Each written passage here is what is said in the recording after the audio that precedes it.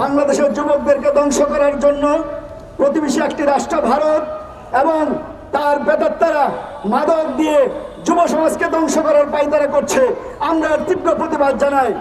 প্রিয় উপস্থিতি, আজকে শুধু তাই নয়, আজকে যুবকদেরকে নষ্ট করতে পারলে তারা জানে এদেশের সেনাবাহিনীর শক্তি নষ্ট করা যাবে, পুলিশ বাহিনীর শক্তি নষ্ট করা যাবে। যুব শক্তিকে নষ্ট করলে এদেশকে তাদের দাবিদার বানানো সম্ভব। এই কারণে তারা যুবকদের পিছনে লেগেছে। যুবকদেরকে মদ, গাঁজা, হেরোইন এবার দিয়ে তাদের শক্তিকে ধ্বংস করে দেওয়ার পায়তারা তারা শুরু করেছে। পাঞ্জাবের জগতে একটি বিশ্বস্ত নাম, শাবাব এথনিক ওয়্যার। আমরা বলতে চাই, ভারতকে সাবধান হয়ে যান। বাংলাদেশ নিয়ে কোন ষড়যন্ত্র আমরা হতে দেব না।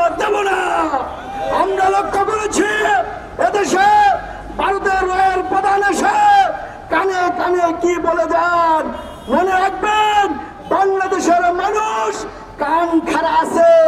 বাংলাদেশের প্রশাসন আজকে এই সমস্ত অনৈতিক কাজের পৃষ্ঠপোষক, মদ, জুয়া, নেশা জাতীয় দ্রব্যের পৃষ্ঠপোষক।